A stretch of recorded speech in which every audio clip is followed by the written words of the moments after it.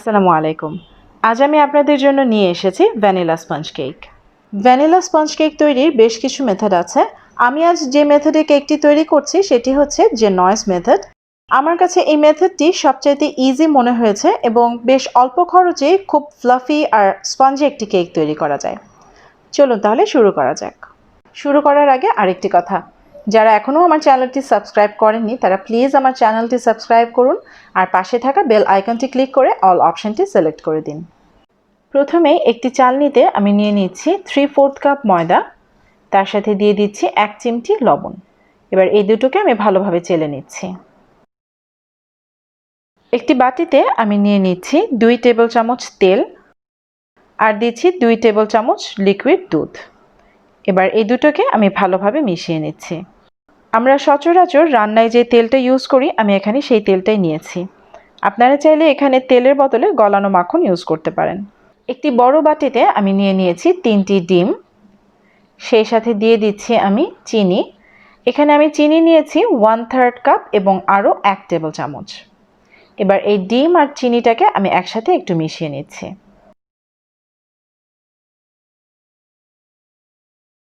মিক্সচারটা আমি একটু গরম করে নেব, সেই জন্য একটি ডাবল বয়লারের উপর আমি বাটিটা বসিয়ে দিচ্ছি।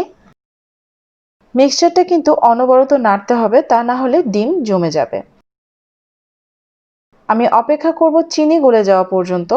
আর যাদের কাছে কুকিং থার্মোমিটার আছে তারা মিক্সচারটা 43 থেকে 45 ডিগ্রি সেলসিয়াস পর্যন্ত গরম করে নিতে পারেন।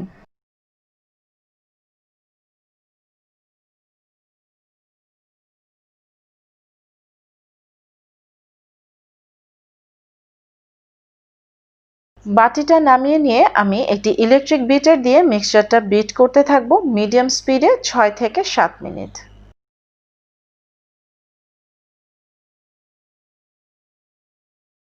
বিট করতে করতে ফোম তৈরি হতে থাকবে। আমরা মিক্সচারটা যে একটু গরম করে নিলাম তাতে করে ফোমটা ভলিউমেও একটু বেশি হবে এবং বেশ স্টেবল হবে। যে নয়েস মেথডে ময়দা এবং চিনি ব্যবহার করা হয় সমান পরিমাণে আর ফ্যাট দেওয়া হয় এর 1/3। এই কেকে আমি ময়দা ইউজ করছি 90 গ্রাম, চিনিও 90 গ্রাম এবং তেল ইউজ করছি এর 1/3 অর্থাৎ 30 ml। কেক বা যে কোনো বেকিংয়ের ক্ষেত্রে আমি ইনগ্রেডিয়েন্টগুলো গ্রামে মেজার করে নেওয়াটাই প্রেফার করি, তাতে করে মাপটা একেবারে এক্স্যাক্ট হয়। 1 চা চামচ ভ্যানিলা এসেন্স দিয়ে আমি আবারও বিট করে নিব।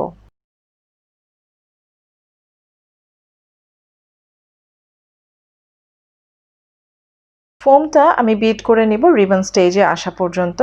রিবন স্টেজটা হলো আমি যদি এভাবে 8 লেখার চেষ্টা করি তাহলে লেখাটা সাথে সাথে মিলিয়ে না গিয়ে অন্তত 10 থেকে 12 সেকেন্ড হোল্ড করবে। এভাবে 6 থেকে 7 মিনিট বিট করে নেওয়ার পর ব্যাটারটি এবার রিবন স্টেজে চলে এসেছে। এবার আমি চেলে রাখা ময়দার অর্ধেকটা এখানে দিয়ে দিচ্ছি। এটি হ্যান্ড হুইস্ক দিয়ে আমি ভালোভাবে মিশিয়ে নিচ্ছি। এখানে হ্যান্ড হুইস্কের জায়গায় আপনারা চাইলে স্প্যাচুলাও ইউজ করতে পারেন, তবে কোনোভাবেই এখানে ইলেকট্রিক বিটারটা ইউজ করা যাবে না, অথবা হ্যান্ড হুইস্ক দিয়েও জোরে জোরে নাড়া যাবে না।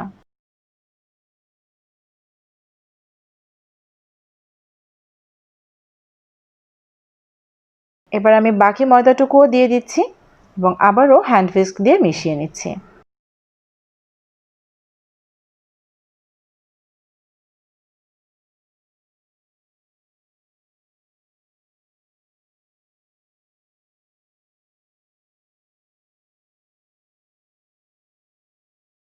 এবার আমি ব্যাটার থেকে কিছুটা নিয়ে তেল আর দুধের মিক্সচারে দিয়ে ভালোভাবে মিশিয়ে নিচ্ছি।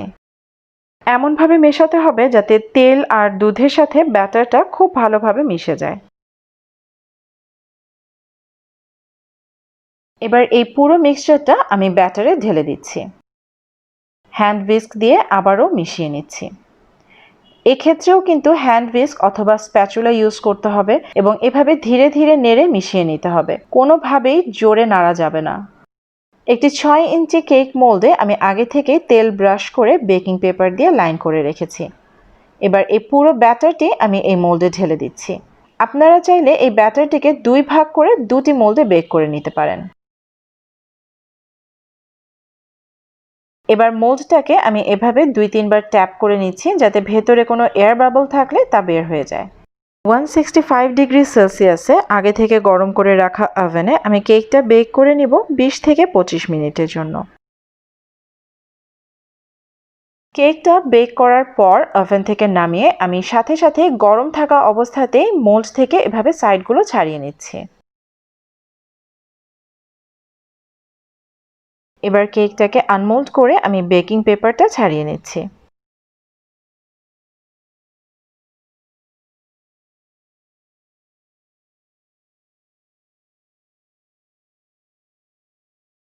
তৈরি হয়ে গিয়েছে ভ্যানিলা স্পঞ্জ কেক। আশা করছি আমার আজকের রেসিপিটি আপনাদের ভালো লেগেছে। ভালো লেগে থাকলে রেসিপিতে একটি লাইক দিন এবং আপনার পরিবার ও বন্ধুদের সাথে আমার রেসিপিটি শেয়ার করুন। সবাই ভালো থাকবেন। আল্লাহ হাফেজ।